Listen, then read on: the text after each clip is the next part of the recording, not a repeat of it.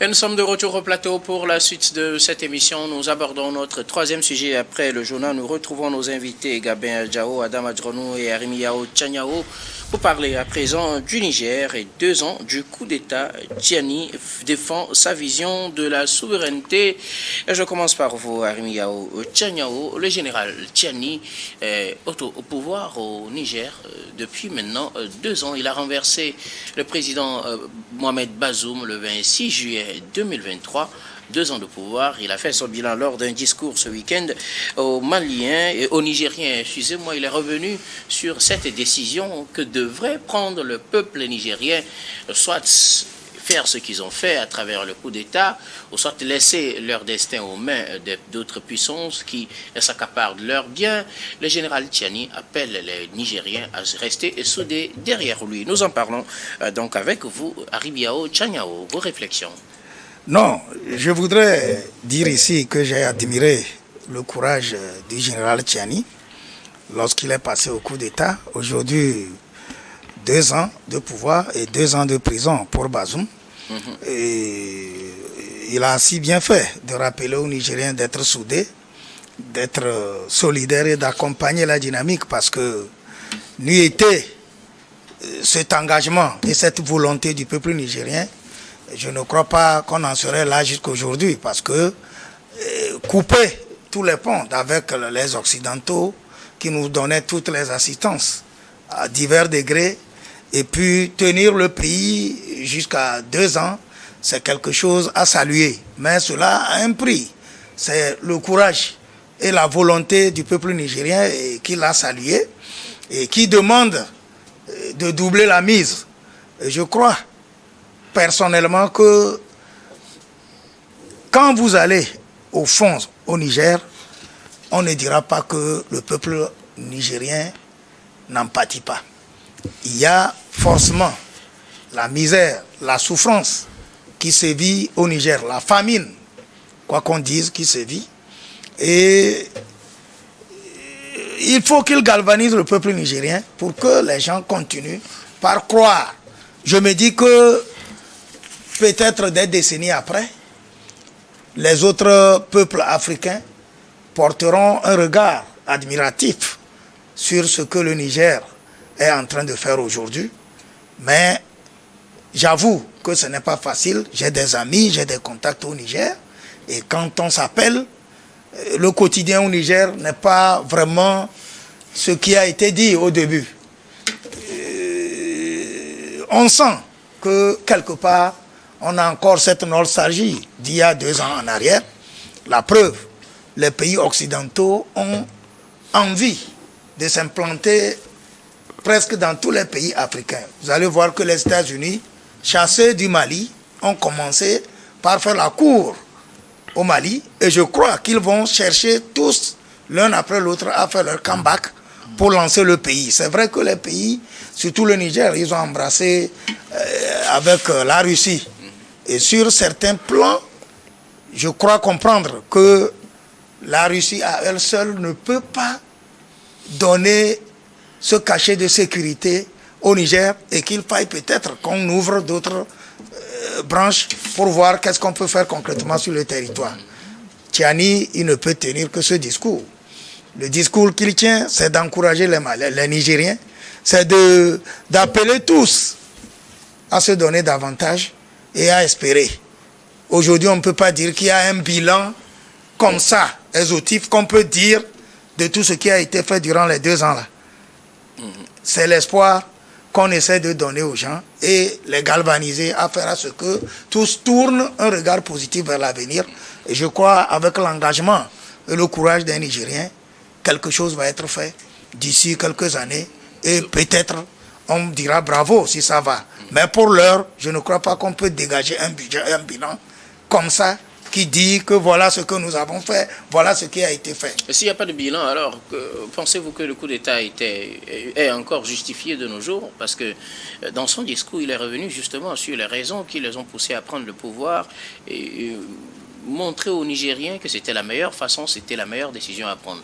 Est-ce qu'au regard des 2 ans passés par le général Tiani au pouvoir, on peut encore justifier ce coup d'État? Lorsque le coup a eu lieu, vous devez sentir que tout le peuple nigérien Du moins, ce que nous avons vu dans les médias, c'est que le peuple est derrière le coup. Le peuple s'est engagé résolument.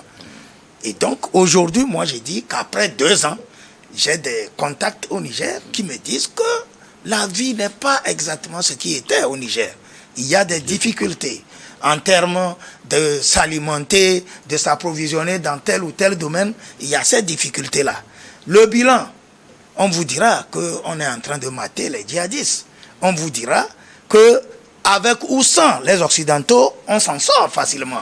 Mais je me dis qu'il y a forcément des coups que le pays reçoit qui ne dit pas son nom.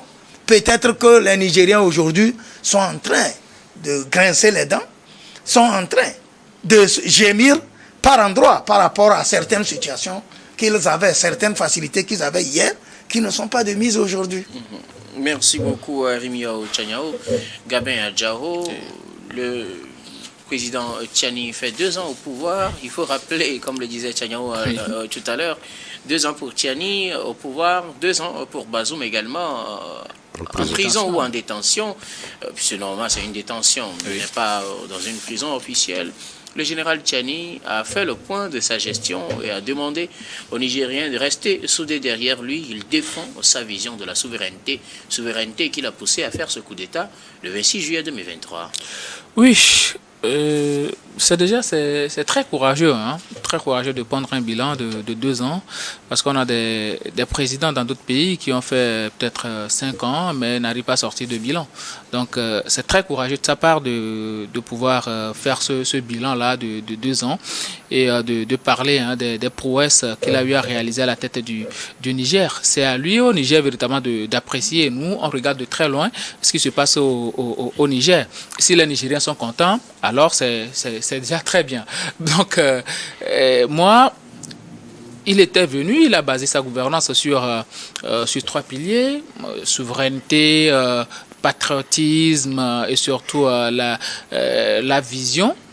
Et par rapport à la question du djihadisme, il a eu à faire certaines choses. Bon, c'est vrai que dans certaines zones où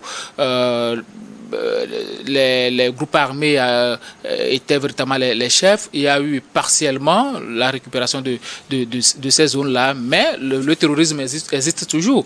Après, il y a encore de cette question de souveraineté et de patriotisme. C'est vrai que, bon, par le biais du discours et autres, là, aujourd'hui, on peut dire que les Nigériens sont devenus beaucoup plus patriotiques et beaucoup plus résilients. Ils se disent, bon, peu importe le problème, c'est à nous d'affronter les problèmes, ou bien les soucis auxquels on sera confronté. On doit avancer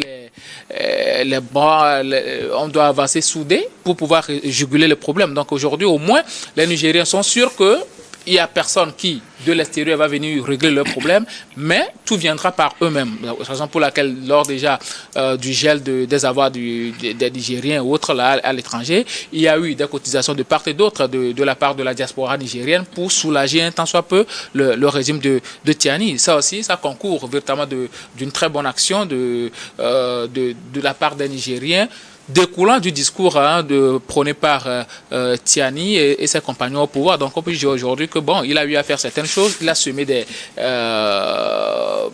germes, je peux dire, de paroles qui marchent pour lui, qui font aujourd'hui que les Nigériens sont devenus beaucoup plus patriotiques, qui portent beaucoup plus leur pays dans leur cœur et qui sont véritablement sûrs qu'aujourd'hui, il n'y a pas d'homme providentiel et que bon, tout doit venir des Nigériens seuls.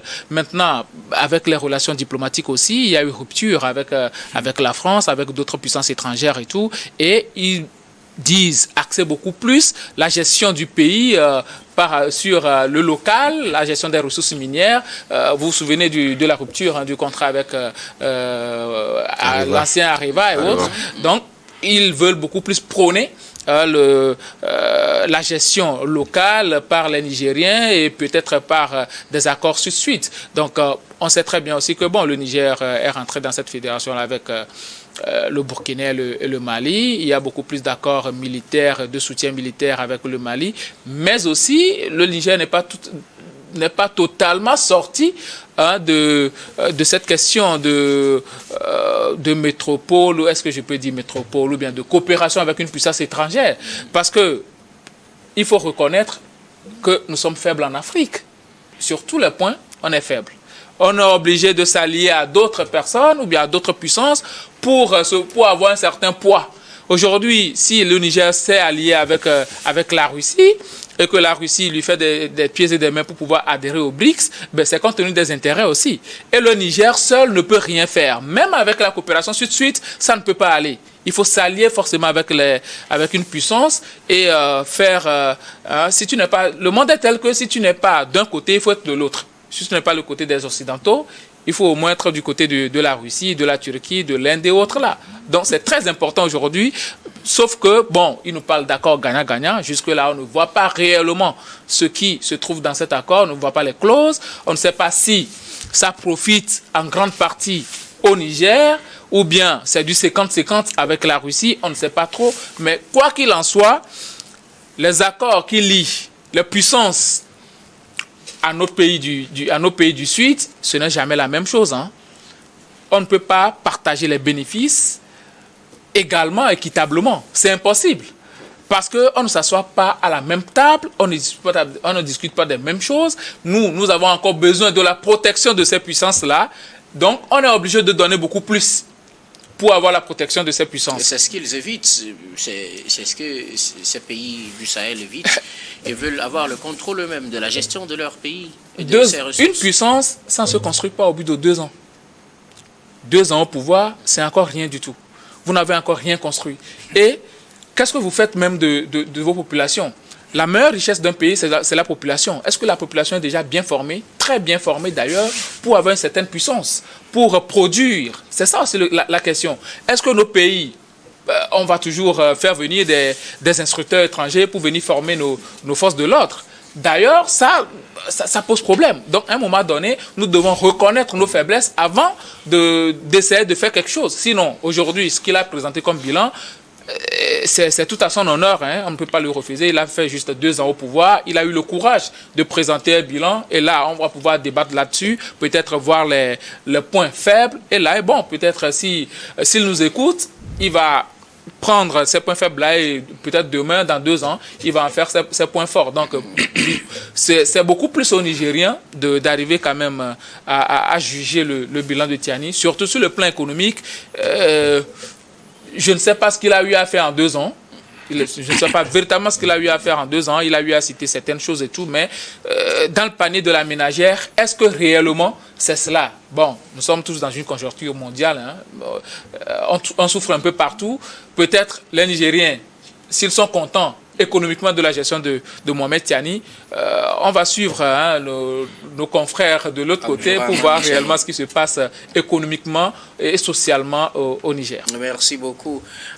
Gabin Adjao, Madame Adjao, que retenir de 2 ans de gestion du général Tiani? Il a fait le point de sa gestion, surtout il est revenu sur les raisons qui les ont poussés, eux, militaires, à prendre le pouvoir et appeler les Nigériens à rester dans cette dynamique où préserver les acquis. Non, ce qu'il faut retenir, c'est que nous savons qu'il y avait, en tout cas en termes de temporalité, qu'il y avait un coup d'État. C'est ce que l'on peut retenir. Après les 2 ans, je pense qu'il est très difficile de pouvoir dégager un bilan. Chacun est assez sceptique. Et lorsque vous décryptez un peu le narratif qu'il a eu donc à faire lors de ces 2 ans, d'abord il dit, voilà, il y a 2 ans qu'ensemble, parlant donc de tous les moyens qui sont donc engagés à la souveraineté pleine et entière du pays et pour le bonheur de tous. Second aspect, il dit, ils étaient dans une logique soit de pouvoir prendre leur destin en main, soit de pouvoir laisser le pays dans cette politique qui consistait donc à laisser le pays dans les mains de la France. Mais lorsque nous prenons les mobiles et les motivations qui ont conduit donc à ce coup d'État, comme tel, je pense qu'aujourd'hui, il est resté intact. Lorsque nous prenons sur tous ces aspects et lorsque nous prenons les mots avancés, nous parlons donc de l'aspect sécuritaire qui était le mobile primordial qui a motivé donc ce coup d'État aujourd'hui. Pour certains, parce que lorsque vous lisez un peu les institutions qui essaient de faire le bilan, on constate qu'en réalité, les lignes n'ont pas assez bougé. Et certains d'ailleurs même ont tendance à vouloir dire que la balance était beaucoup plus basculée vers, en termes de positivité, vers ce qu'avait fait Bazoum que ce que a fait Tiani au jour d'aujourd'hui. Moi, j'ai fait un petit comparatif avec le bilan qu'avait posé lorsque nous prenons, puisqu'il y avait un coup d'État au niveau du Gabon, même si l'environnement n'était pas la même chose, il a eu quand même à faire un bilan où on avait des choses factuelles, en réalité, qui étaient donc incontestablement vraies, parce que la population a eu quand même à les constater. Aujourd'hui, on essaie donc de surfer sur des choses, et le bonheur donc cité aujourd'hui, ce bonheur-là n'est pas à l'ordre du jour. Et la question sécuritaire également traîne. Donc de toute évidence, on se pose la question de savoir est-ce que ce coup d'État-là, et au regard des mobiles avancés, avait quand même sa raison d'être, puisque les lignes n'ont pas bougé au jour d'aujourd'hui. Mais je pense qu'avec courage et résilience, et lorsque nous prenons, en tout cas, nous focalisons l'idée sur des ambitions nourries à long terme, on peut plus ou moins dire, puisque Gabin parlait d'Arriva, il y a eu une renégociation des contrats, etc. On nous parle de l'armée, en tout cas, qui est mieux aguerrie. Il y a eu des outils qui ont été dans cette, même si ça ne montre pas des résultats, puisque la population y voit ce que vous proposez et en même temps, les résultats que ça donne. Ces résultats-là ne sont pas là. Donc, pour la population lambda du Niger, il te dira qu'il est toujours regardez sur sa soif parce que les résultats ne sont pas encore au rendez-vous. Donc, continue par se poser la question de savoir est-ce que ce coup d'État-là avait sa raison d'être. Merci beaucoup à vous tous pour vos contributions. Nous allons marquer une nouvelle pause, puis on reviendra tout à l'heure pour la dernière partie de cette émission. Dernière partie que nous allons bien évidemment consacrer au Togo.